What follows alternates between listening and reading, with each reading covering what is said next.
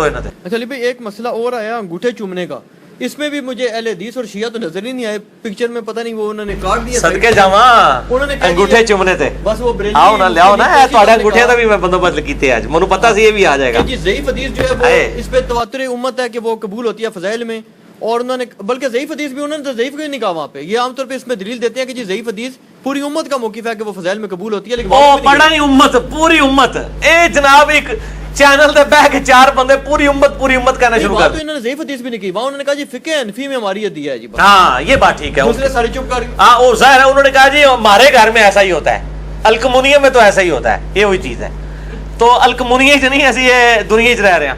اے جناب امام مسلم کی صحیح مسلم ہے، ٹھیک ہے جی، کدھر ہے فرحان صاحب؟ بلائیں ان کو یار، دکھانی ہے۔ اچھا وہ فارغ ہو گیا ہے، میں بعد میں دکھاتا ہوں صحیح مسلم شریف سے، یہ آپ نے صحیح مسلم کا حوالہ میں آپ کو دکھاتا ہوں۔ مسئلہ یہ ہے کہ انگوٹھے چومنے کا جو مسئلہ مفتی حنیف قریشی صاحب نے بیان کیا نا، اس میں نے ان کا وہ کلپ دیکھا ہے، اس میں بڑے انٹلیکچوئل طریقے سے انہوں نے ان چیزوں کو کور کیا ہے، اور انہوں نے بجائے کو کتاب و سنت کے دلائل دینے کے انہوں نے فرمایا کہ جی یہ تو فقہ حنفی کا مسئلہ ہے۔ بالکل میں مفتی حنیف قریشی صاحب کے ساتھ ہوں، فقہ حنفی کا یہ مسئلہ ہے، کتاب و سنت کا یہ مسئلہ نہیں ہے۔ صحیح کہا آپ نے، کیونکہ یہ جو انگوٹھے چومنے والی روایت ہے یہ الموضوعات امام ابن جوزی المتوفا 597 ہجری، جنہوں نے یزید کے رد کے اوپر کتاب لکھی ہے، محدث ابن جوزی، انہوں نے ایک کتاب لکھی ہے الموضوعات، بڑی بڑی گھڑی ہوئی حدیثیں، ان کے اندر انگوٹھے چومنے والی روایت لکھی ہوئی ہے۔ اے جناب حنیف صاحب اے موضوعات شریف ہی چاہے ساڈی گلاں تے ہوندیاں نے قرآن شریف، بخاری شریف، مسلم شریف، تہاڈیاں گلاں ہوندیاں نے موضوعات شریف، گھڑی ہوئی شریف۔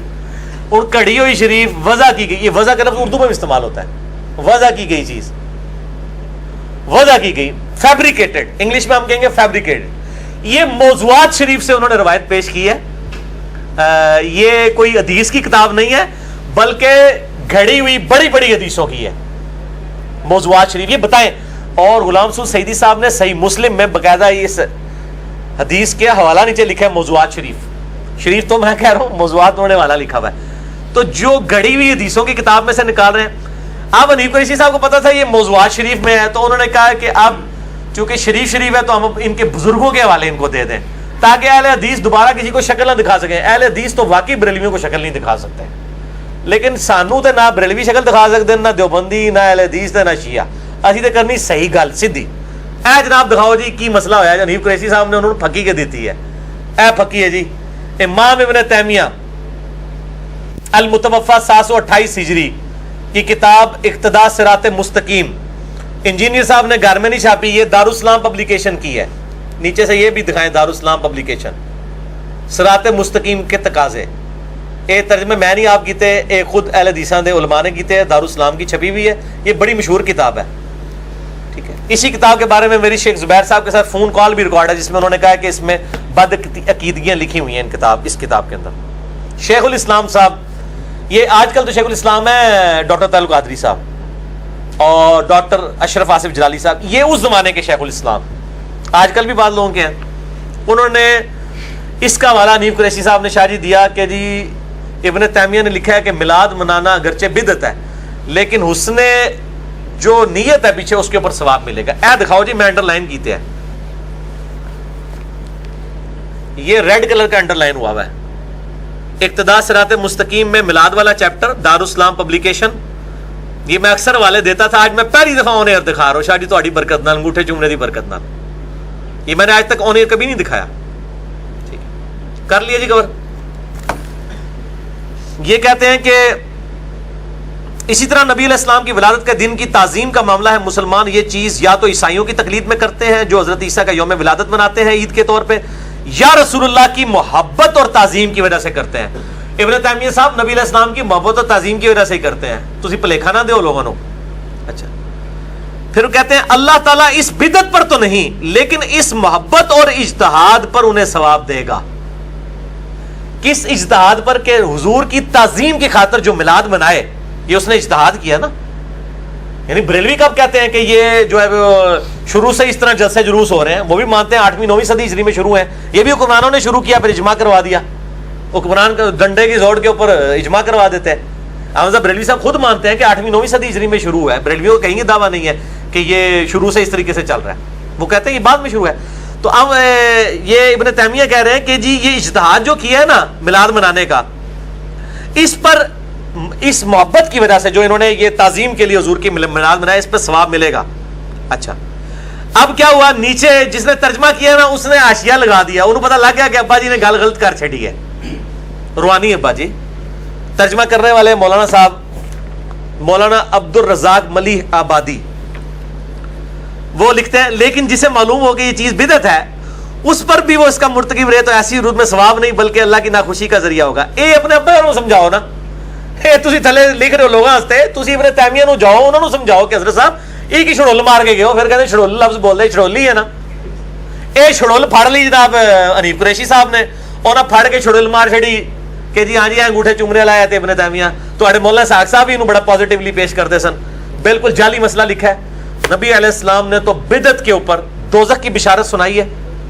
جو بدعت ڈکلیئر کر رہا ہے وہ پھر دوزخ کی بشارت لگائے، ثواب کی نہیں. میرا موقف کیا ہے؟ میرا نہ سلفیوں والا موقف ہے نہ بریلویوں والا، میں درمیان میں ہوں. میرا موقف 2 گھنٹے میں ریکارڈڈ ہے. مسئلہ نمبر 63 ولادت مصطفیٰ صلی اللہ علیہ وآلہ وسلم اور رسول اللہ کی آخری وصیتیں. صحیح مسلم میں حدیث ہے آپ صلی اللہ علیہ وسلم ہر سوموار کا روزہ رکھتے تھے. پوچھا گیا کیوں رکھتے ہیں؟ فرمایا فیہ ولدت وفیہ انزل علیہ، اس دن میں پیدا ہوا، اس دن مجھ پہ پہلی وحی نازل ہوئی. آپ صلی اللہ علیہ وسلم اپنی پیدائش کی خوشی میں اور قرآن کے نزول کی خوشی میں ایک ہی دن میں سال میں 52 دفعہ روزہ رکھ کے منڈے کے دن کا خوشی منایا کرتے تھے. ہم تو میلاد منانے کے قائل ہیں سنت طریقے کے مطابق. باقی یہ جو جنیے جنی ہے نا، اب یہ چونکہ کھلی ہوئی ہے نا، میں چاہ رہا دعا بھی انہوں دکھائی دیا. عبداللہ بن عمر کے اوپر بدعت کا فتویٰ لگایا اور اب تو ان کے علماء نے دفاع بھی کرنا شروع کر دیا. وہ کہتے ہیں عبداللہ بن عمر غلط تھی. صحیح بخاری میں 10 حدیثیں ہیں کہ عبداللہ بن عمر نبی علیہ السلام کی جگہوں کو تلاش کر کر کے وہاں پہ نماز پڑھا کرتے تھے جہاں آپ صلی اللہ علیہ وسلم نے اپنے سفر حج میں، اور اس پہ امام بخاری نے باب باندھا ہے نبی علیہ السلام کی جگہوں پر نمازیں پڑھنا. اور وہ اتنی زبردست حدیثیں ہیں رکت انگیز. میں نے مسئلہ نمبر 54C کے اندر اور 54D کے اندر ان چیزوں کو ایڈریس کیا. اس میں عبداللہ بن عمر چونکہ یہ کرتے تھے، ابن تیمیہ نے کہا نا یہ تو پائی بدعت ہے. نبی علیہ السلام نے کہا خلفائے راشدین کی سنت پہ عمل کرو، نئی نئی بدعتوں سے بچنا. تو یہ عبداللہ بن عمر کے اوپر ہی بدعت فٹ ہوتی ہے. یہ جناب یہ صفحے میں نے یہ انڈر لائن کی ہوئی ہیں، یہ لائنیں بھی دکھا دیں. اے چونگا ہے جی، انگوٹھے چومنے کے نال ایک چونگا بھی لے لو فریج. یہ جناب لائنیں دکھائیں جو میں نے انڈر لائن کی ہیں. وہ کہتے ہیں خلفائے راشدین سے تو ثابت نہیں ہے نبی علیہ السلام کی جگہوں کو تلاش کر کے. میں نے اس کے رد کے اوپر باقاعدہ دلائل دیے معراج النبی والے میں کہ نبی علیہ السلام کو صحیح سند کے ساتھ 5 کتابوں سے ثابت کیا ہے کہ معراج کی رات بیت اللحم میں نماز پڑھائی گئی ہے، کوہ طور پہ نماز پڑھائی گئی ہے، اور بتایا گیا یہاں عیسیٰ پیدا ہوئے تھے، یہاں موسیٰ علیہ السلام سے کلام ہوا تھا. اور اس طریقے سے انبیاء کی تبرک والی جگہوں پہ نمازیں پڑھائی گئی ہیں. یہ آج ٹاپک نہیں ہے، میں نے معراج النبی والے لیکچر میں مسئلہ نمبر 126B میں ساری چیزیں ڈسکس کی ہیں. اور یہ بھی بتایا جی یہ والی لائن، وہ تو ادھر وہ والی لائنیں تھی نا، ادھر یہ والی لائن بھی ہے. انہوں نے کہا چونکہ خلفائے راشدین نے نہیں کیا، عبداللہ بن عمر نے کیا، لہٰذا یہ بدعت ہے. یہ ان کی ڈیفینیشن ہے. اور یہ کہتے ہیں نہیں، انہوں نے کام کو بدعت کہا، عبداللہ بن عمر کو بدعتی نہیں کہا. دیکھیں کیسا ہے ان کے پاس اربع طریقے بچانے کا اپنے بزرگوں کو. حالانکہ یہاں جو ترجمہ ہوا یہ میں نے نہیں کیا ہوا. یہ کہتے ہیں خبردار نو ایجاد کام نہ کرنا، کیونکہ ہر نو ایجاد کام بدعت ہے، ہر بدعت گمراہی ہے. اور معلوم ہوا کہ خلفائے راشدین نے یہ بات کبھی نہیں کی، لہذا اس فعل میں خلفائے راشدین کی سنت نہیں بلکہ ایک بدعت کی پیروی ہوتی ہے. سیدھا سیدھا عبداللہ بن عمر کو انہوں نے کہا کہ بدعت کی پیروی کی ہے. ظاہر سٹارٹ تو اس نے کی ہے، نعوذ باللہ من ذالک. یہ ان کا فاسد عقیدہ ہے، ہم نہیں اس کو مانتے. باقی انگوٹھے چومنے والے مسئلے میں حنیف قریشی صاحب کہہ رہے تھے کہ میرے شیخ فرماتے ہیں کہ اذان کا جواب دینا واجب ہے، انگوٹھے چومنا مستحب ہے. تو لوگ اشہد ان محمد رسول اللہ تو نہیں کہتے اور صرف انگوٹھے ہی چومتے ہیں. تو میرے شیخ فرماتے ہیں واجب کام بھی کریں. اپنے شیخ صاحب کو دسو واجب جڑا ہے نا وہ اذان دا جواب نہیں ہے، وہ بھی سنت ہے. واجب ہے درود شریف پڑھنا. جو جامعہ ترمذی میں حدیث ہے کہ برباد ہو جائے وہ شخص جس کے سامنے میرا ذکر ہو مجھ پر درود نہ پڑھے. اللہم صلی علی محمد وعلی آل محمد وصلی اللہ علیہ وآلہ وسلم. اور جامعہ ترمذی میں حدیث ہے مولا علی علیہ السلام سے کہ کنجوس ہے وہ شخص جس کے سامنے میرا ذکر ہو مجھ پر درود نہ پڑے. اللہم صلی علی محمد وعلی آل محمد صلی اللہ علیہ وآلہ وسلم بھی پڑھ سکتے ہیں, دوسرا کوئی بھی دروشی پڑھ سکتے ہیں. تو اپنے بزرگان دین کو فرمائیں کہ یہ اذان کا جواب دینا واجب نہیں, سنت ہے, درود شریف پڑھنا واجب ہے. تو آپ یہ انگوٹھے چومنے کے اوپر جو ساتھ تلقین کر رہے تھے تو قریشی صاحب یہ بول ٹی وی پہ آپ سے سکپ ہو گیا. آپ شیخ صاحب سانو شیخ بے شک بنا لو, اسی تانوں ایک سٹیپ اگے دس رہے ہیں کہ درود شریف پڑھنا واجب ہے. دوسرا نمبر جو ہے وہ اشہدو ان محمد رسول اللہ, اس کا جواب دینا. تیسرے نمبر پہ آپ انگوٹھے چومنا چاہتے ہیں اور آپ کے فقہ حنفی پہ, آپ چونکہ آپ نے خود ہی کہہ دیا کہ ہم نے فقہ حنفی پہ عمل کرنا ہے, کتاب و سنت پہ تو نہیں کرنا, تو ہمارے نزدیک تو وہ حجت نہیں ہے. ہمارے پاس تو فقہ حنفی کی جعلی روایتیں, رد المختار در مختار کی, فتاوی شامی میں رد المختار جو در مختار پر اعتراضات کے جواب میں علامہ ابن عابدین شامی المتوفا 1252 ہجری نے رد المختار لکھی ہے. مختار میں خے ہے خرگوش والی, اور رد المختار میں ہا ہے الوائی والی. ٹھیک ہے, رد المختار کو فتاوی شامی بھی کہتے ہیں. تو یہ ابن عابدین شامی یہ وہی شخص ہے جس نے سب سے پہلے محمد عبد الوہاب صاحب پہ نجد والی حدیث فٹ کی تھی. حالانکہ یہ وہی شخص ہے جس نے رد المختار میں لکھا ہے کہ اگر کسی کو یقین ہو کہ اپنے پیشاب اور خون سے سورہ فاتحہ کا تعویذ لکھنے سے اسے شفا ہوگی تو وہ کر سکتا ہے. اے بزرگ جی تھوڑے بزرگ کی چھڑول بزرگ اور مجاہد بندہ ہے غلام سعود سعیدی, اس نے کہا کہ ایک مسلمان مر جانا تو گوارا کرے گا لیکن یہ کام نہیں کبھی کرے گا. اور کہتا ہے کہ ہمارے بزرگوں پہ اللہ رحم فرمائے, بال کی کھال اتارنے کی عادت نے ان کو یہاں تک پہنچا دیا. کیسا دفاع کیا. یہی کسی اور فرقے نے کہا ہوتا, کہتا دیکھو کڈے بڑے گستاخ نے, اے ہے ہی گستاخ نے. تو یہ عظمت کی باتیں نہیں ہیں. ابن عابدین شامی کا اپنا کریکٹر یہ ہے. اور پیر میل شاہ صاحب, توڑے پیر میل شاہ صاحب, انہوں نے ابن عابدین شامی کو سارا کاپی مار کے نا اونی کوٹ کر کے محمد بن وہاب صاحب کو کہتا ہے نجد علی دیسی دے لگ دی ہے.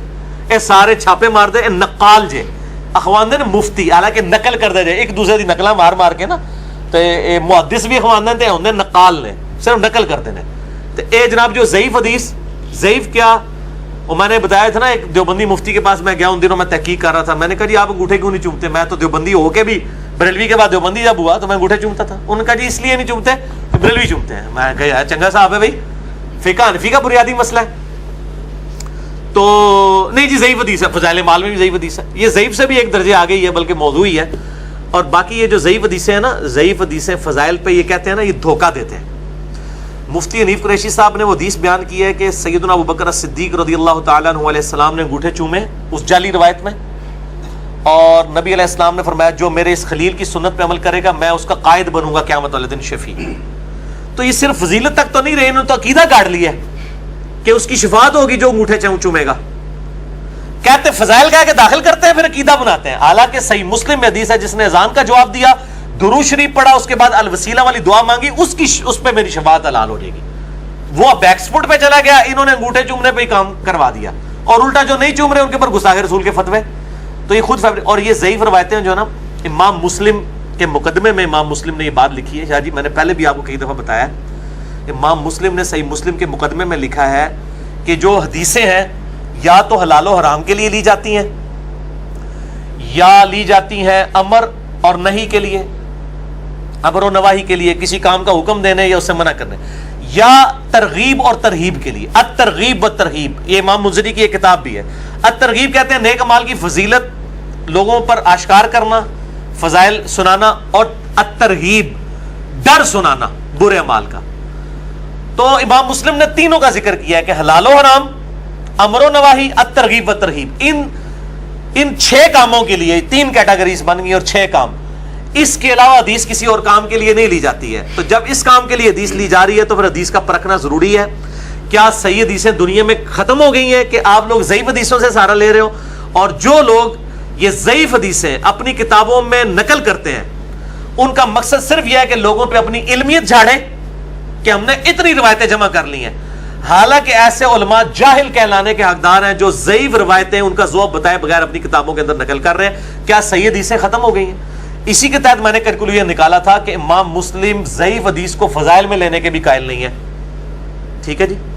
اور میں الحمدللہ آج یہ آن کیمرہ بھی یہ بات بتاتا ہوں. مجھے اگلے دن ایک بندے نے فون کیا کہ جی یہ کہاں لکھا ہوا ہے, وہ جی فلاں تو یہ کہہ رہا ہے. وہ اللہ کے بندو فلانا ٹمکانا یا فلانا ٹمکانا کی کہنا ہے میری ذمہ داری نہیں ہے.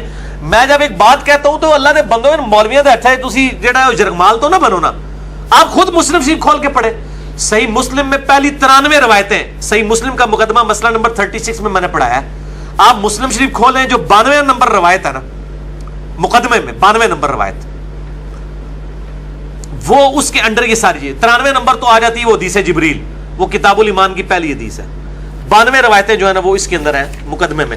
مقدمے کی جو آخری روایت ہے نا 92 نمبر, اس کے نیچے جا کے امام مسلم نے یہ بالکل واضح طور پہ لکھا ہے. یہ دکھانا ہے جی, میں ان کو یہاں پہ دکھا بھی دیتا ہوں.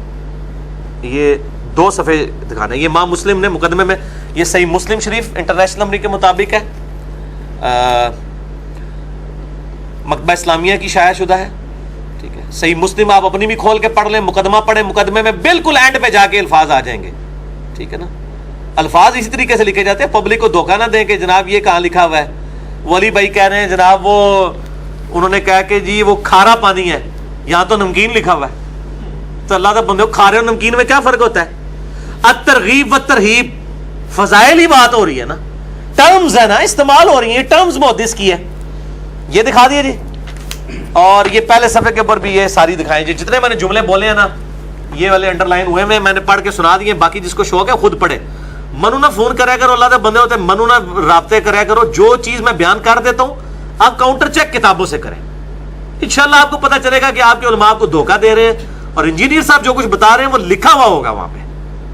ٹھیک ہے, انشاءاللہ تعالی اللہ کے فضل سے. تو یہ باقی جو بریکٹوں والا مسئلہ ہوتا ہے نا, یہ بات یاد رکھیں, دنیا میں جب بھی کوئی ایک زبان دوسری میں ٹرانسلیٹ ہوتی ہے نا, بریکٹ کے بغیر کام ہی نہیں چلتا. احمد بریلوی صاحب نے کنز الایمان میں کئی جگہ ترجمہ کیا, بریکٹ لگائی ہے. رحمان اپنے عرش پہ مستوی ہوا, آگے لکھا بریکٹ میں جیسا کہ اس کی شان کے لائق ہے, بلکہ بریکٹ کے ہی لکھ دیا. ابھی جو میں نے دکھایا وہ بریکٹ میں نہیں لگائی ہوئی. اب کیا تعریف کر دی انہوں نے؟ نہیں. دوسری جگہ آگے لیس کمثلہ شیء وہو السمیع العلیم وہو السمیع البصیر, اللہ کی مثل کوئی شے نہیں ہے, وہی سننے والا اور دیکھنے والا ہے. اچھا علی بھائی, ایک اس پہ یہ اعتراض ہوتا ہے نا, وہ بعض اوقات یہ کہہ دیتے ہیں کہ جی جس بندے کی نیگیٹو مینٹلٹی ہو نا, تو وہ ہمارے علماء نے تو جناب ہزاروں لاکھوں صفحے لکھ دی ہیں, اس میں سے ایک لائن چن کے لے آتے ہیں جی ذہنی گندا بالکل صحیح مینٹلٹی ہے. ٹھیک ہے, ہم یہ کہتے ہیں اس کے جواب میں کہ دیوبندیوں نے ہزاروں صفحوں کی کتابیں لکھی, 2000 کتابوں کے مصنف ہیں اشرف علی تھانوی صاحب. تو یہ احمد بریلوی صاحب حفظ الایمان میں سے ڈھونڈ کے ایک عبارت کیوں لے آئے اس پڑیا کے اندر؟ یہ پڑیا سے بھی چھوٹی ہے, یہ کتاب صرف 10 صفحوں کی ہے, باقی تقریریں ہیں مولویوں کی. یہ جو پڑیا لکھی ہے احمد بریلوی نے, حسام الارمین, ڈھونڈ کے ہی لے کے آئے نا. یہ بھی یہ کیوں لے کے آئے ہیں؟ ان کی ذمہ دار. میں نے تو ایک کلپ چڑھا ہوا ہے اعلیٰ حضرت کے نامکمل مشن کی تکمیل. میں تو احمد بریلوی نے نامکمل مشن چھوڑا تھا کہ صرف دوسروں کے بزرگ بابے جو ہیں انہوں نے ننگے کیے تھے, میں نے ان کے بزرگ بابے بھی اور ان کی بھی غلط عبارتیں ننگی کر دی. تو ڈھونڈ کے ہی لے کے آئے نا.